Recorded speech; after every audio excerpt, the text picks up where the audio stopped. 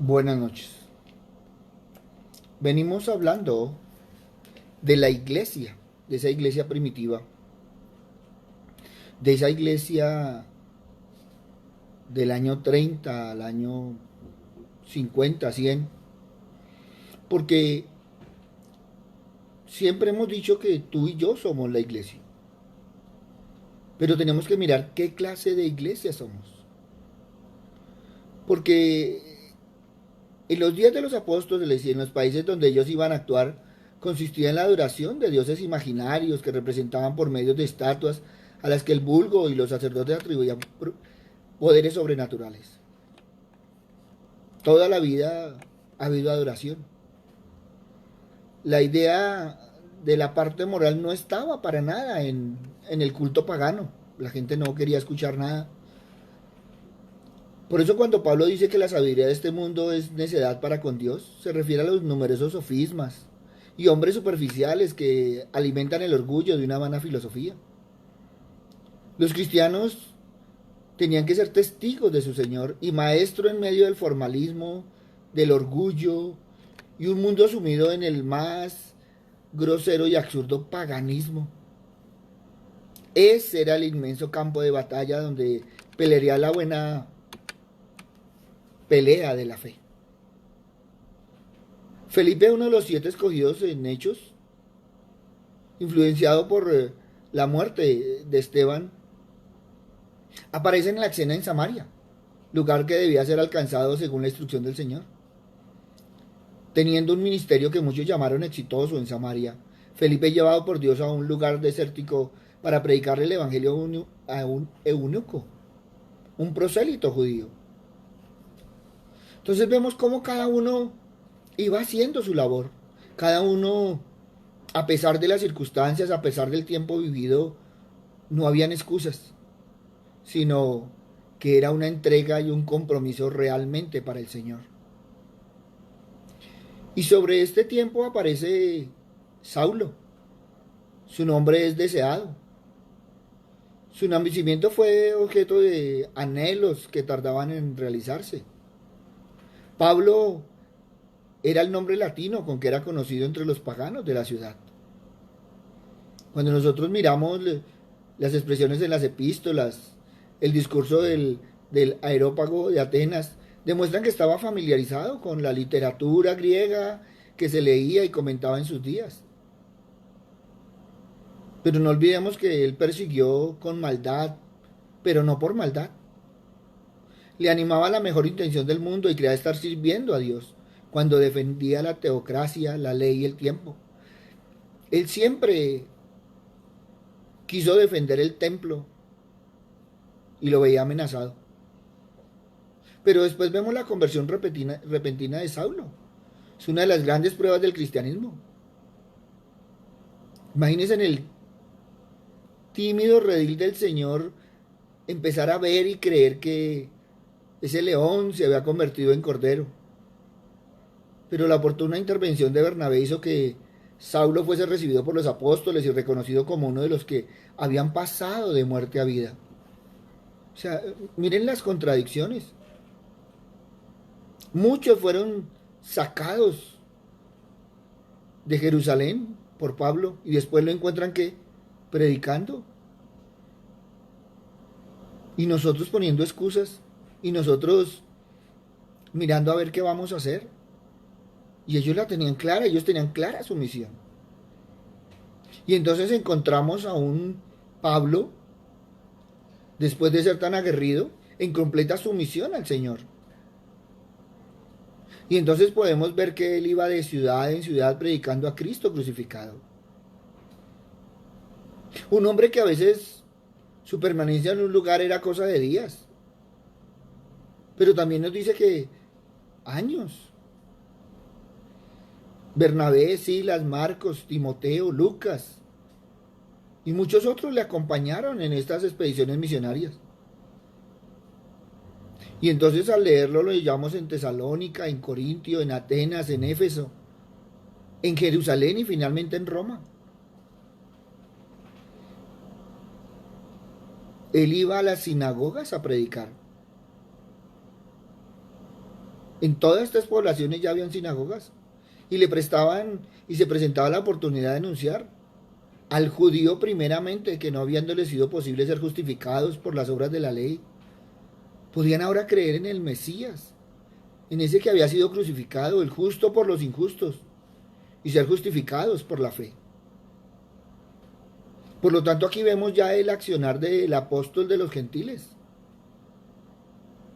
Pero también encontramos que de la sinagoga pasaba a las calles, a las casas, a los mercados, a las escuelas, y anunciaba aquella perfecta salvación que predicaba por mandato divino. Y entonces encontramos algo hermoso, y es que de los templos pasaban a las casas. ¿Y qué es lo que estamos viviendo en estos días? Que pasamos del templo a dónde? A las casas. Pero también aparecen los azotes, las cárceles, los tumultos, las turbas enfurecidas. Pero nada de esto le hacía desmayar y siempre estaba desafiando a todos estos obstáculos. ¿Y saben por qué? Porque seguía fielmente en su misión. Él sabía que era Dios quien le había encargado esa tarea.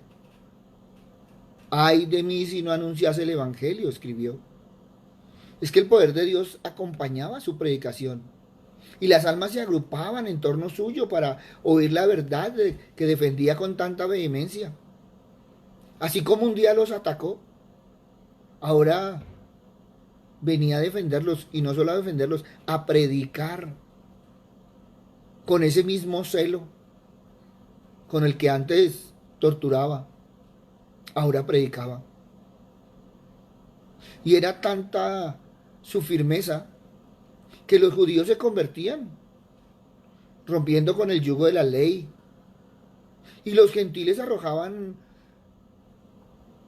sus ídolos de plata, de oro, y se convertían y servían al Dios vivo y verdadero, porque ellos anhelaban ser hijos del cielo.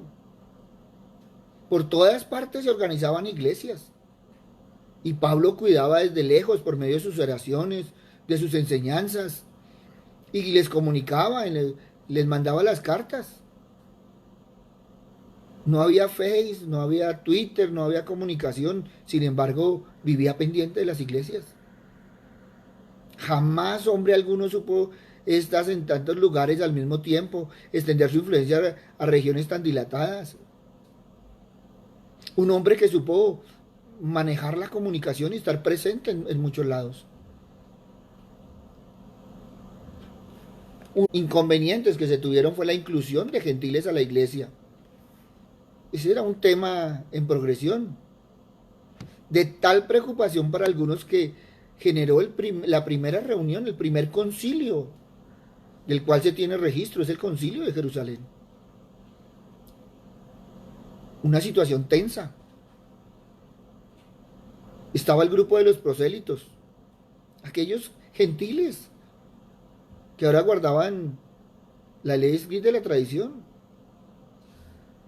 Entonces ellos decían que un gentil primero no se unía al judaísmo, no podía creer en Jesús como Salvador, ya que este es Mesías de los judíos. Y entonces empezaron a mirar y a querer poner tradiciones, algo diferente ahora.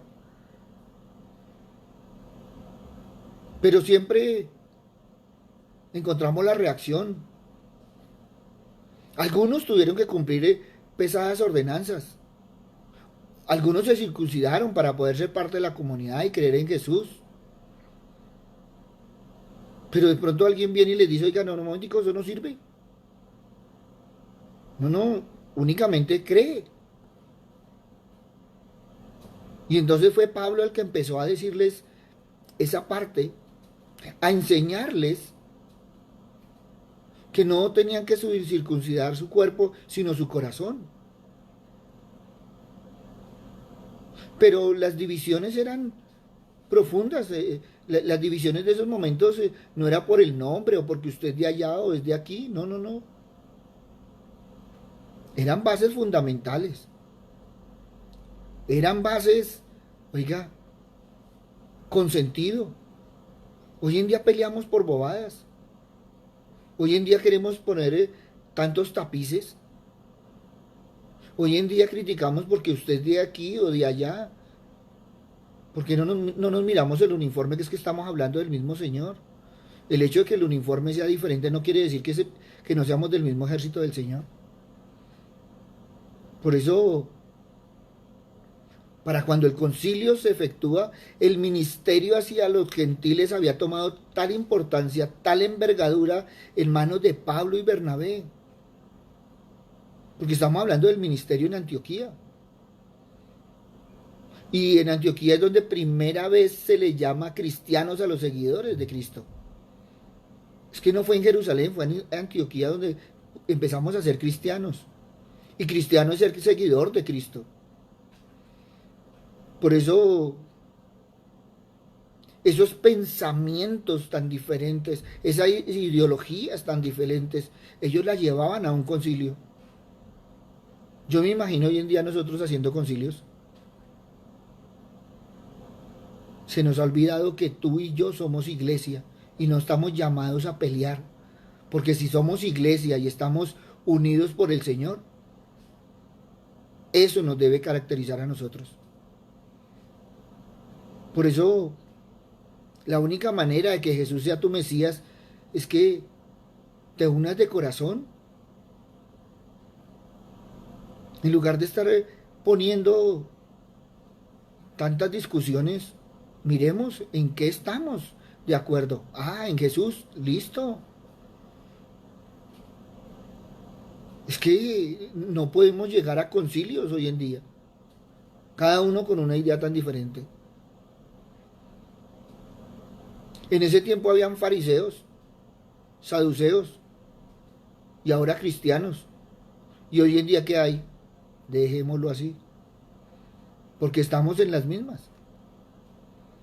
No somos tan diferentes a ese tiempo. Hoy en día la pelea es sin sabiduría, por lo menos ellos peleaban con sabiduría.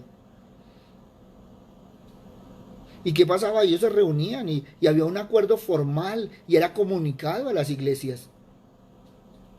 Y esto marcaría un precedente histórico y quitaba cualquier obstáculo para que Pablo y Bernabé pudieran seguir predicando sin problema. Cualquiera que quisiese predicar a los gentiles sobre Jesús como Señor y Salvador tenía plena libertad para hacerlo y pleno respaldo de toda la iglesia y sus líderes. Allanó el camino para que el evangelio se expandiese por Asia, gran parte de Europa e incluso el norte de África. Es que el principal instrumento usado por el Señor para la expansión del evangelio, oiga, fue Pablo.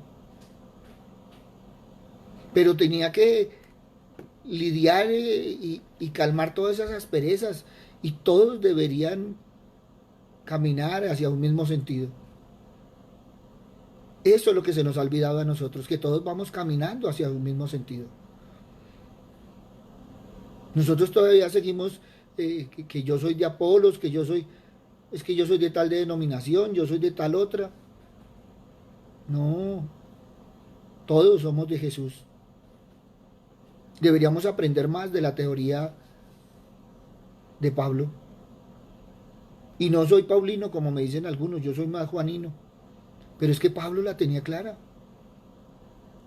Los hechos terminan con la llegada de Pablo a la ciudad de los Césares, donde a pesar de estar preso supo llenarlo todo con el Evangelio de Cristo, consolar a los que venían a verle y proseguir su actividad literaria, produciendo las páginas más sublimes que hayan sido escritas por la mano del hombre.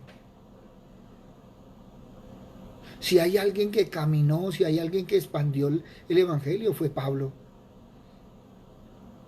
Y no había Transmilenio, no había avión, caminaba. Y nos muestra algo, tampoco era carga para nadie. Y hoy en día, ¿cuántas excusas ponemos? Ay, es que para ir al otro barrio, es que para ir a la otra cuadra, que ellos no pueden venir. ¿Qué diferencia? Cuando se aprende el compromiso, ese compromiso sincero para el Señor. Pero también no debemos olvidar que Nerón lideró una de las persecuciones más atroces al mundo cristiano. Relaciones conflictivas llevaron a algunos opositores de Nerón a confabularse y acusarlos de incendiar a Roma. Y no supieron qué hacer. Y la forma más fácil que fue culpar a los cristianos. ¿Es diferente? Tú y yo no hemos incendiado a nadie, pero somos culpables de muchas cosas. Y hay persecuciones. Y no nos hemos dado cuenta que los problemas espirituales aún siguen vigentes. Todo lo que está sucediendo ha sido también una lucha espiritual. La historia nos cuenta que fue tan despiadada la persecución de Nerón que incluso atestiguan que hizo antorchas humanas con cientos de cristianos en el patio de su casa, les torturó, los entregó a las fieras y los crucificó.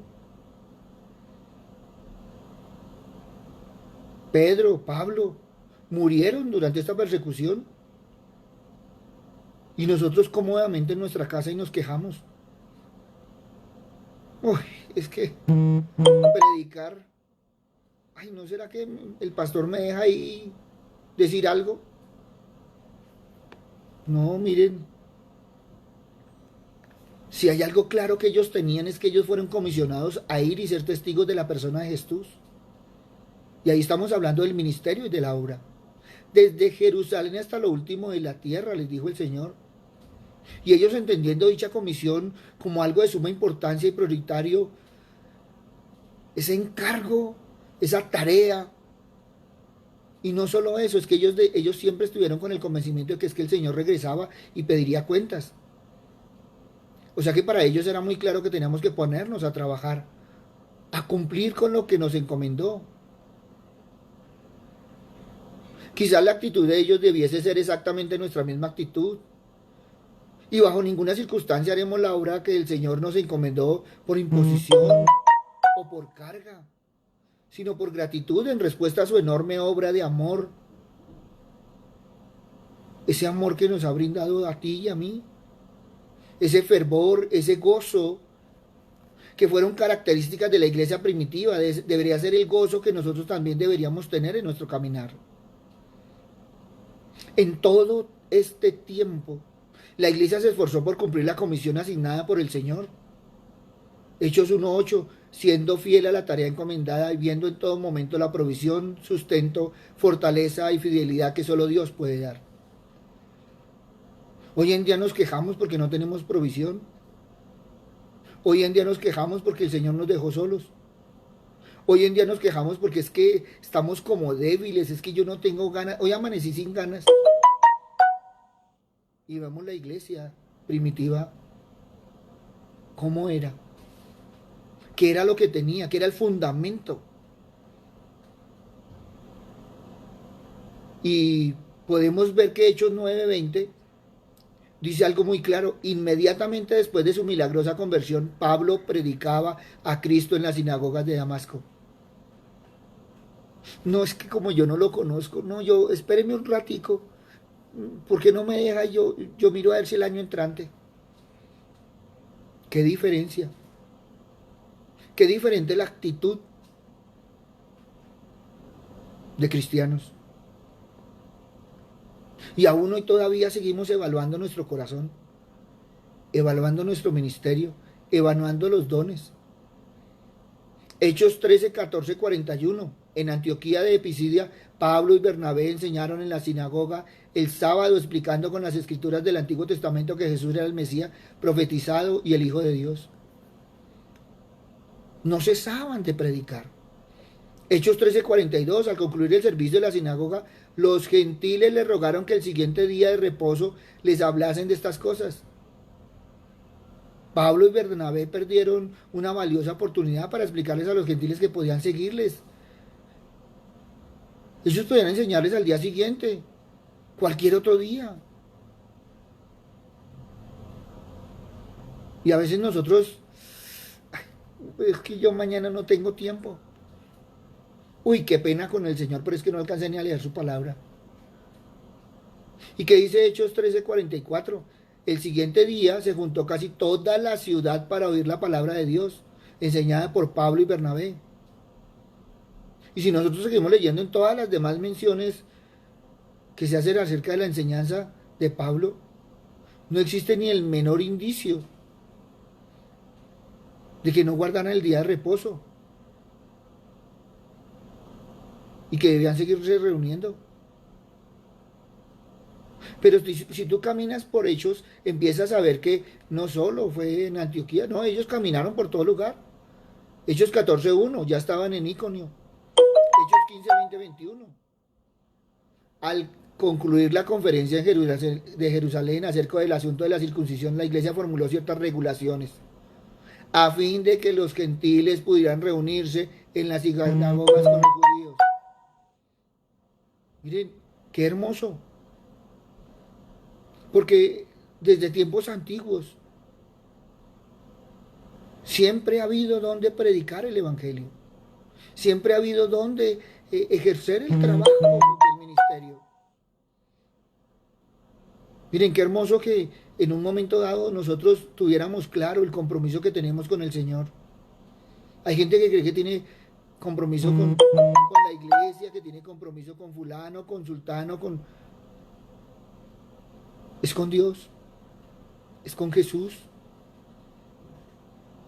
guiados por el Espíritu Santo. Es que a nosotros se nos olvida el compromiso que tenemos con el Señor. Pero si nosotros seguimos caminando, entonces encontramos a Pablo en Hechos 16:13 que estaba en Filipos y se reunió con los judíos y se reunía con los gentiles. Y en Hechos 17 ya está en Tesalónica. Entonces él iba día tras día predicando por donde iba pasando. Y en Hechos 17, 10, 11 ya lo encuentra en Berea. Y ya va Pablo y Silas. Y les enseñaron y recibían la palabra, escudriñando cada día las escrituras, para ver si estas cosas eran así. Dos cosas importantes que nos enseñan los Hechos de los Apóstoles. Primero, y perdónenme lo que voy a decir, pero es cierto, no tragaban entero. Escudriñaban las escrituras. Y segundo, se aprovechaba cualquier espacio para predicar. Hechos 17, 17. En Atenas Pablo discutía en la sinagoga con los judíos y piadosos. Hechos 18, 4. En Corinto. Hechos 18, 19. En Éfeso.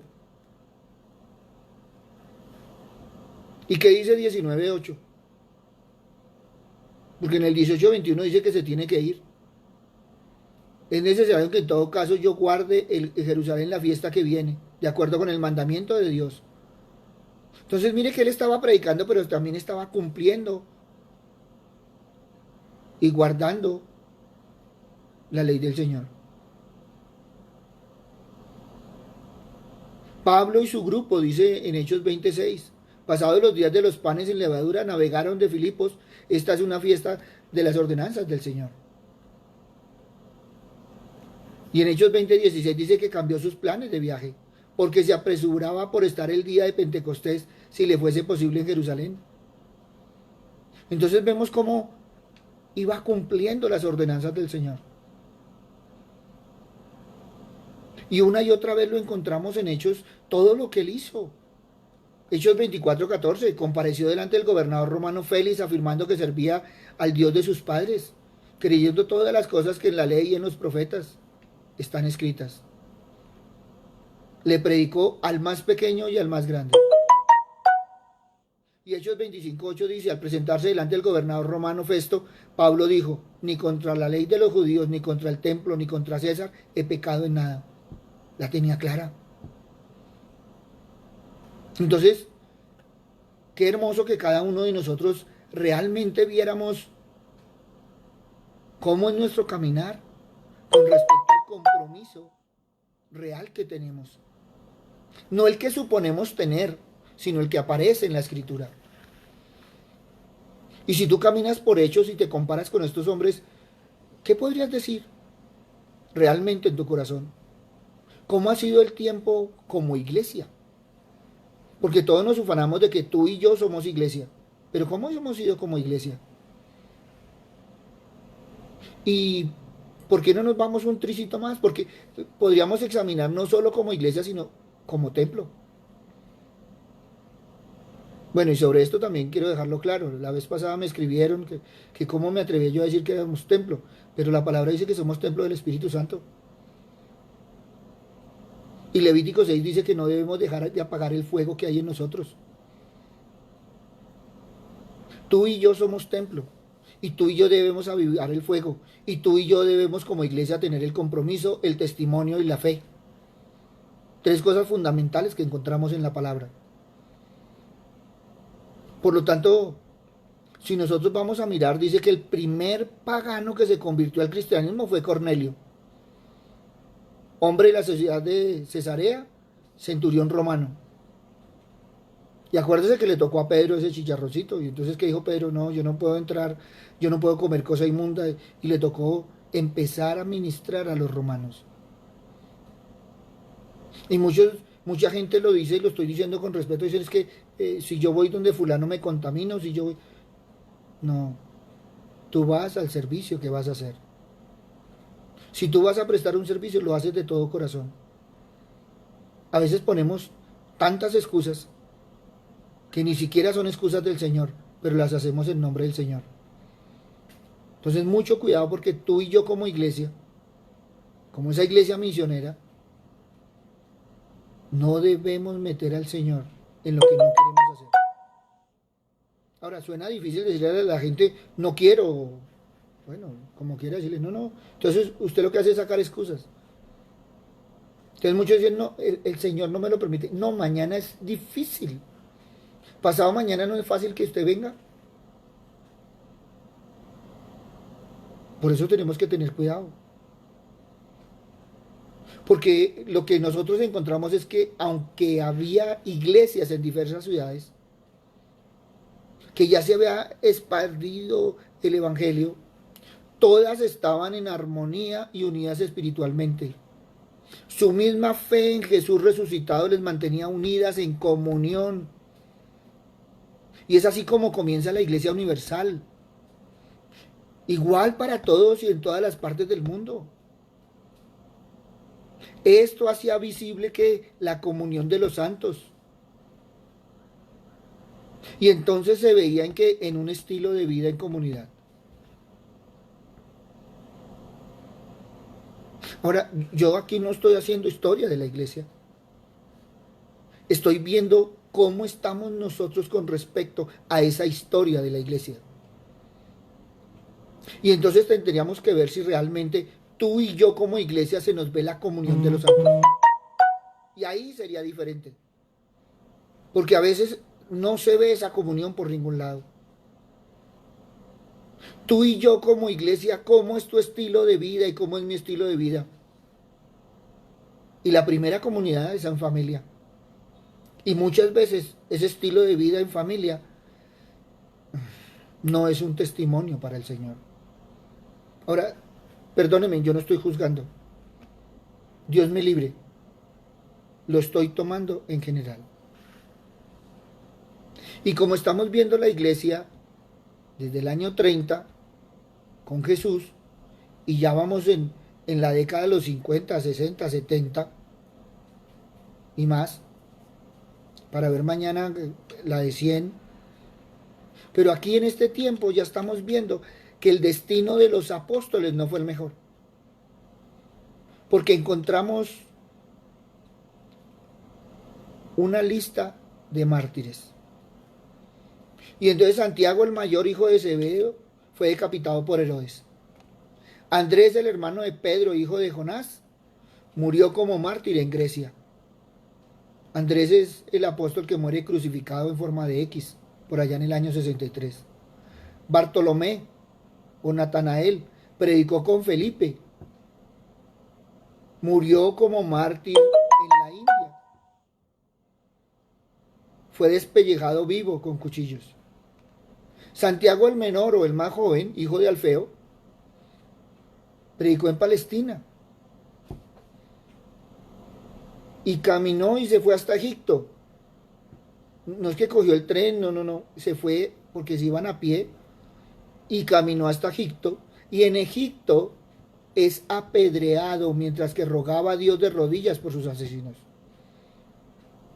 Santiago, como murió, tardó mucho en morir, lo golpearon en la cabeza con una masa por un batanero.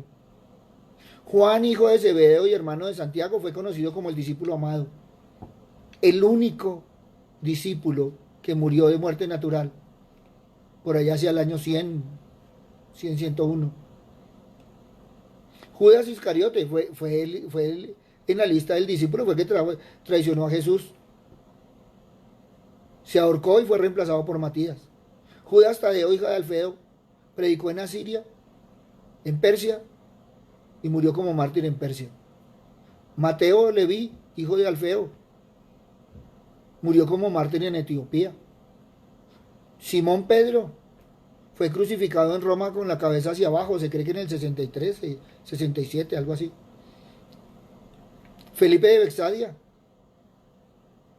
ese fue el que predicó en Turquía, en Moldavia, Ucrania, Hungría, Rusia, y murió como mártir en Hierápolis. Simón el Celote murió crucificado después de haber predicado el Evangelio en Samaria. Tomás el incrédulo predicó el Evangelio a los pardos, a los medos, a los persas. Fue un hombre que también caminó, incrédulo y todo, y después creyó y empezó a predicar hasta en la India. Y su cuerpo fue descubierto con marcas de lanzas. O sea que fue martirizado. Tú y yo estamos en la comodidad ya. Nadie, ¿quién nos está crucificando? ¿Quién nos está persiguiendo? No, estamos en la comodidad de la casa. Pero ¿sabe cuál es el problema? Que como iglesia no hemos cumplido la misión de llevar el Evangelio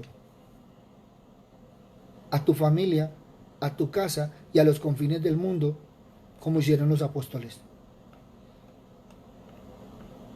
Yo no sé si tenemos todavía excusa. Yo no sé si todavía podemos hacernos los bobos con lo que el Señor nos encomendó. Pero lo que sí sé es que siempre le pedimos al Señor. Siempre vamos al Señor. Pero a veces no estamos cumpliendo la misión para que el Señor nos encomendó. Y a veces no es decir que es que el Señor me va a mandar a las naciones. ¿Cómo te va a mandar a las naciones si no has podido predicar en tu casa? ¿Cómo vas a ir a dar testimonio a las naciones si en tu iglesia casera no has podido dar testimonio? Hay gente que es hermosamente en los templos, muy cristiano, pero en la casa no da testimonio. Entonces, no me digan que somos cristianos. El cristiano es el que da testimonio en todo lado, porque el cristianismo es un estilo de vida. Por eso evaluemos en este tiempo cómo estamos. Si realmente andamos de la mano del Señor, si somos guiados por el Espíritu Santo y estamos bendecidos por el Padre. Muchos se han acostumbrado a vivir en la misericordia del Padre, pero ya es tiempo que tú y yo como hijos empecemos a vivir en la gracia del Padre. Por eso, muchas veces tenemos que reconocer que como cristianos nos ha faltado cumplir en nuestro caminar. Qué hermoso que como hijos, como padres, como hermanos, como compañeros, como amigos, podamos dar testimonio del Señor. Y lo voy a decir con mucho respeto, a veces el mejor testimonio es quedarte callado.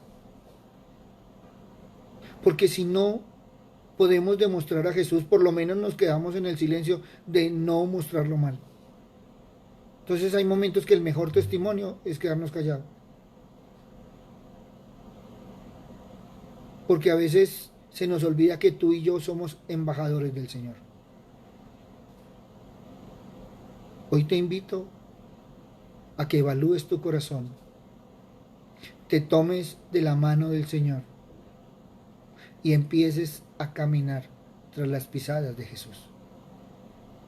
Papito Dios, te damos gracias, Padre misericordioso. porque una y otra vez, Señor Padre Santo, nos exhortas con tu palabra. Padre bueno, gracias porque tenemos espejos en que mirarnos. Papito Dios, 12 hombres fueron capaces de cambiar la historia del mundo.